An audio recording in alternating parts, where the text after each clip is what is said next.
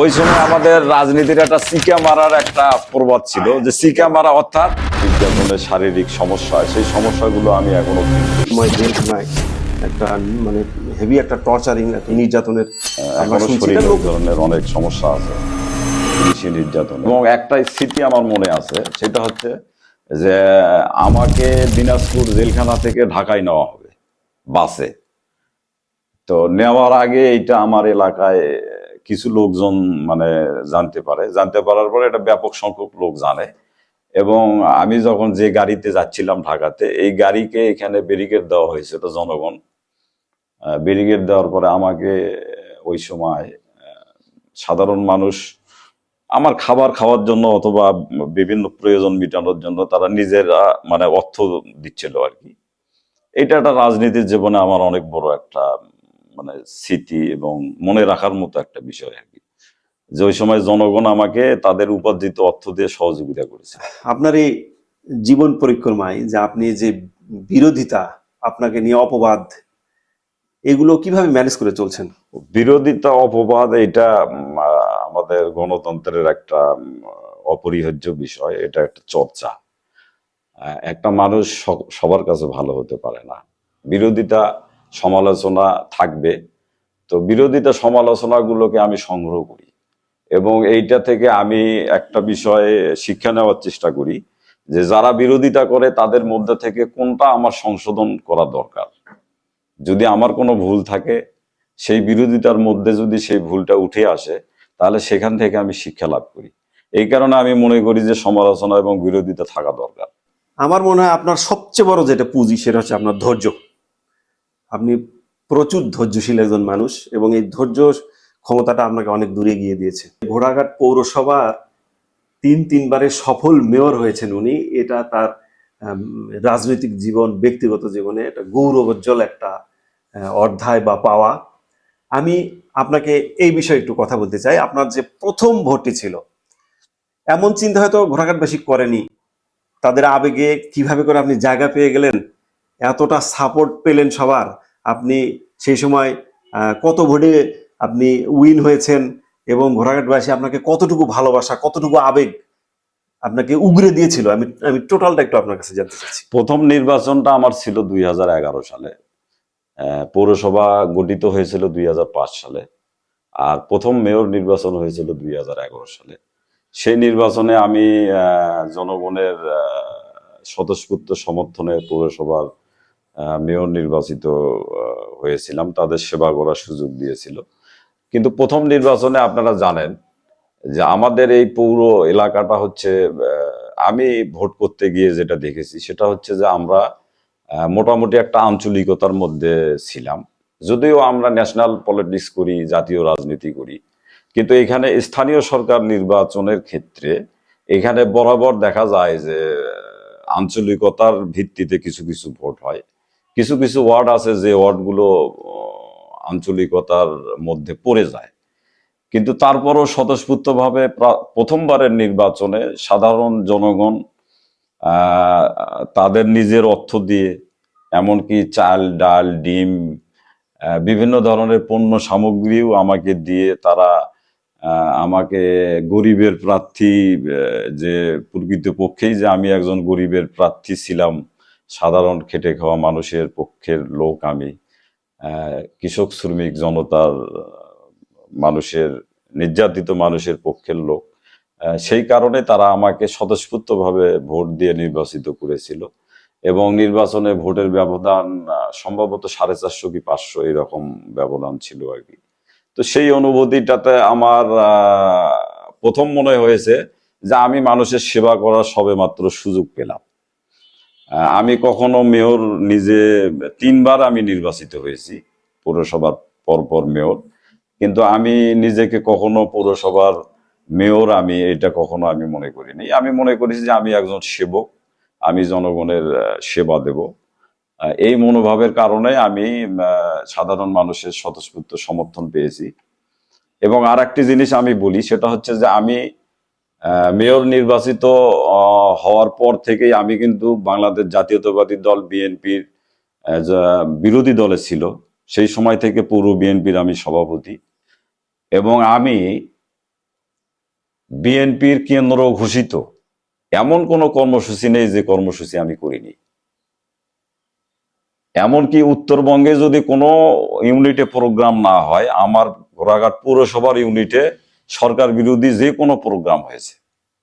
এবং আমি সেই সময় পৌরসভার 2 তলায় আমাদের বিরোধী দলের বিএনপির জেলা পর্যায়ের যত ধরনের নেতৃবৃন্দ ছিল, তারা যে কোনো প্রোগ্রামে যখন আসতো, আমি পৌরসভার উপরতলাতে নিয়েও তাদের সঙ্গে মিটিং করতাম। এবং বিএনপির এমন কোনো কাজ নেই যে কাজটা আমি করতাম না।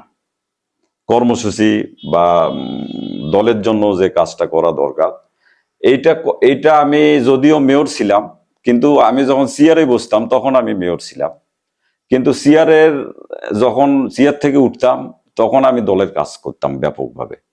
এবং চেয়ারে বসে থেকেও চেষ্টা করেছি যে আমার দলের শুধু লোক না, জনগণকে কিভাবে সেবা দেওয়া যায়, চেষ্টা করেছি।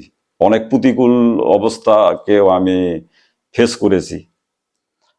যেমন সেই সময় যারা শাসক দলের নেতৃবৃন্দ ছিল, তাদের নানা রকম চাপের মধ্যে আমি পৌরসভা পরিচালিত করেছি। অনেক সময় আমার ইচ্ছার বিরুদ্ধে অনেক কিছু আমার উপর চাপিয়ে দেওয়া হতো, এবং আমি ইচ্ছা করলেই অনেক সময় দেখা যেত যে আমার পৌর এলাকার জন্য এই কাজটা আমার করা দরকার, কিন্তু অনেক সময় দেখা গেল যে এমপি অথবা আওয়ামী লীগের কোনো নেতার চাপের কারণে আমি জনস্বার্থের যে কাজটা আমার করা দরকার সেই কাজটা আমার করতে দেরি হচ্ছে বা করতে দিচ্ছে না। এই ধরনের অনেক চাপের সম্মুখীন হয়েছি আমি, কিন্তু তারপরেও আমি দলের জন্য কাজ করেছি, দলকে সুসংগঠিত করার জন্য কাজ করেছি। যে রাজনীতির ময়দানে আমাদের যেহেতু বিরূপ ধারণা আছে, আসলে বিশ্বস্ত মানুষ চেনাটা কতটুকু কঠিন বলে আপনি মনে করছেন? না, আসলে রাজনীতিতে বিশ্বস্ত মানুষ চেনাটা খুব সহজ। এবং রাজনীতি হচ্ছে মানুষের জন্যই কাজ করা, এটাই হচ্ছে রাজনীতি। আর আমি মনে করি যে রাজনীতিতে বিশ্বাসঘাতক চেনা বা অচেনার এখানে বিষয়গুলো যারা আমরা নেতৃত্ব দেই তাদের মাথায় এইগুলো না নিয়ে আসাই ভালো। আমরা সার্বিকভাবে মানুষের জন্য কাজ করি, দলের লোকের জন্য কাজ করি। আর এইখানে কাজই ভবিষ্যৎ নির্ধারণ করে একজন নেতার নেতৃত্ব। জি জি, কিন্তু এই যে এরকম হয় না যে আপনি আপনার রাজনীতি করতে গিয়ে চরম কাছের মানুষের কাছে চরম একটা বিশ্বাসঘাতকতার মধ্যে পড়ে গেছেন, এরকম কোনো না, এইটা সময়? হচ্ছে নেতৃত্বে অনেক সময় দেখা যায় যে নেতৃত্বের প্রতিযোগিতা থাকে, কিন্তু নেতৃত্বের প্রতিযোগিতা এটা হচ্ছে রাজনৈতিক, এটা ব্যক্তি পর্যায়ের কোনো বিষয় না। এখানে বিশ্বাসঘাতকতার বিষয়টা আমি মনে করি যে রাজনীতিতে এটা আমার কাছে প্রযোজ্য বিষয় নয়। এটা নেতৃত্ব হচ্ছে যে যেমন শ্রম দেবে এবং সাধারণ মানুষের জন্য বা দলের জন্য কাজ করবে, তার ভবিষ্যৎ দলের নেতাকর্মীরা নির্ধারণ করে দেবে। আপনি মেয়র থাকা অবস্থায় আপনাকে আমরা অনেক নিডি ফ্যামিলিতে, অসহায় দরিদ্র ফ্যামিলিতে আপনাকে দেখেছি। আপনি চল্লিশা বা ফতিয়া যেটা বলা হয় আমাদের এদিকে, এই অনুষ্ঠানগুলোতে সাদরে আপনি তাদের দাওয়াত গ্রহণ করেছেন, তাদের বাসায় গেছেন, এবং এরকম ফুটেজ আছে, আমরা নিজেরাও দেখেছি যে আপনি মাটিতে বসে গরিব অসহায় মানুষের সঙ্গে খাবার খেয়েছেন। এই জিনিসটা আসলে এটাকে আপনার ভিতর থেকে ফিল হয়?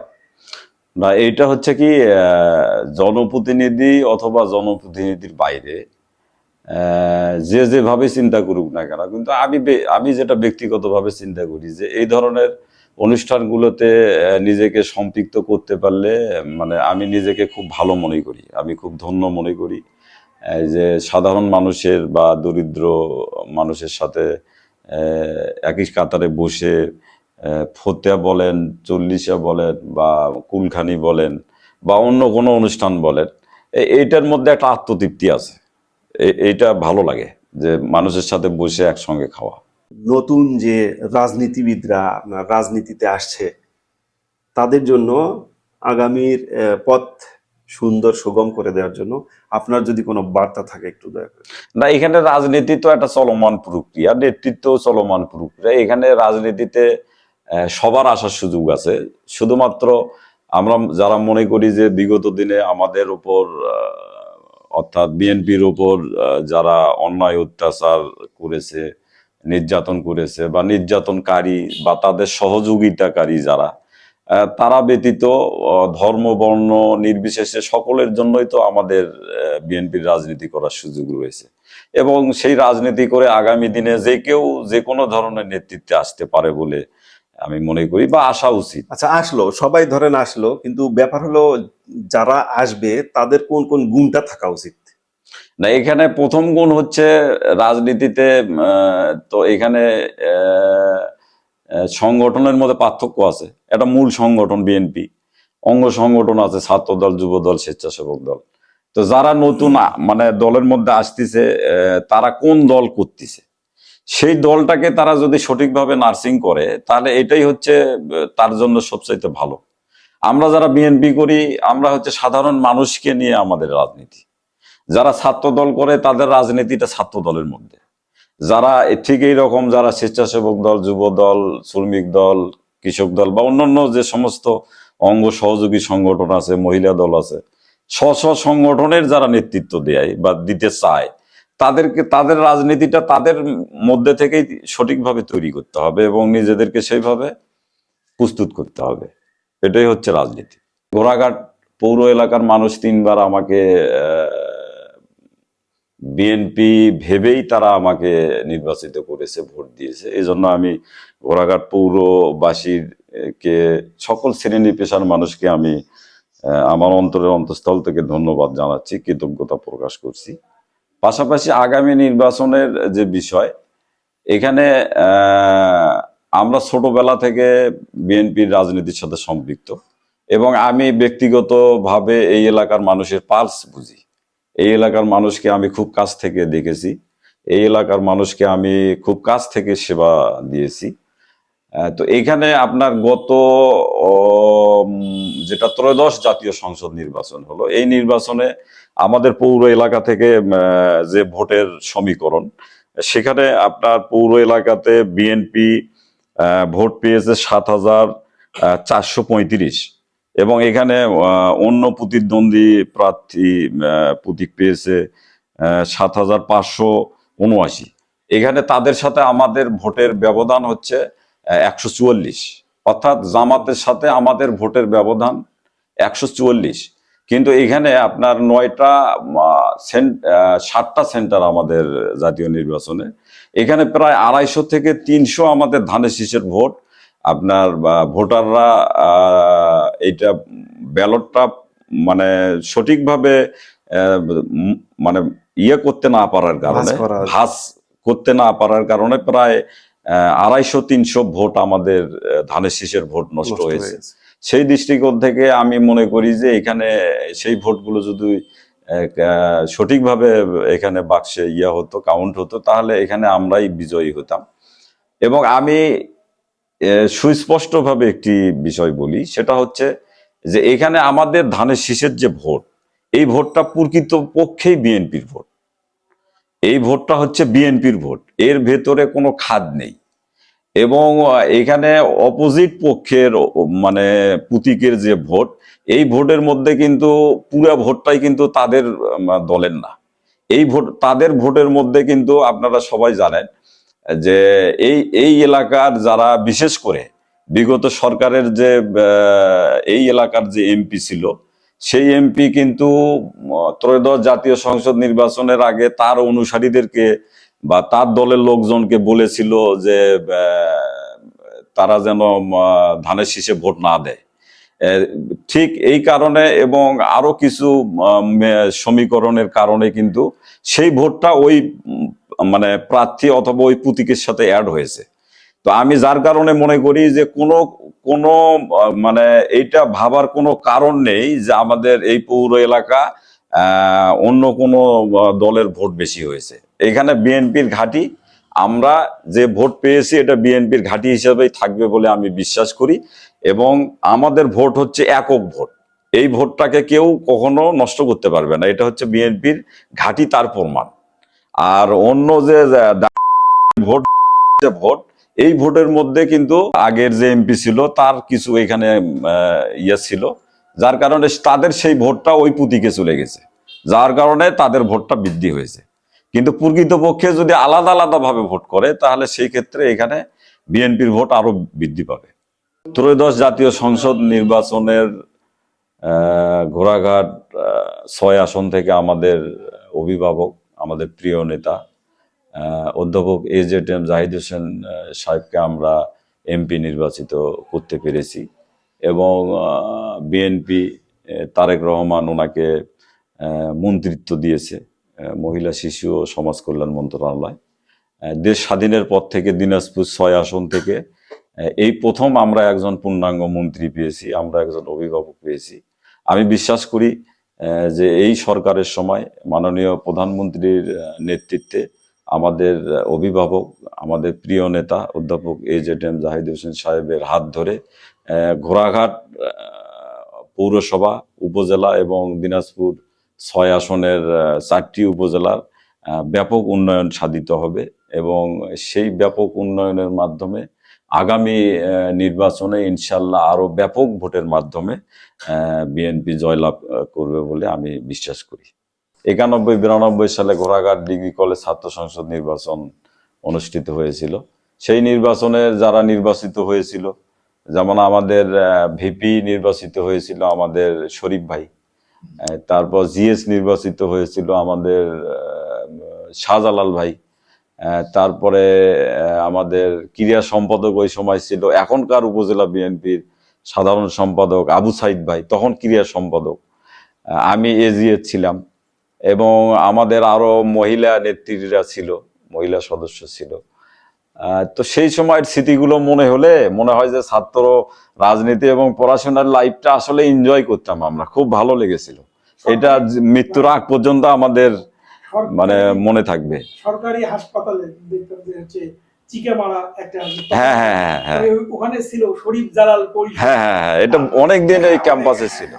শরীফ জালাল পরিষদ। ওই সময় আমাদের রাজনীতির একটা সিকা মারার একটা প্রবাদ ছিল, যে সিকা মারা অর্থাৎ ওই রং দিয়ে বিভিন্ন জায়গাতে লেখা, হ্যাঁ টিন দিয়ে এটা হচ্ছে সিকা মারার একটা ছিল ওই সময়টা ভালো ছিল।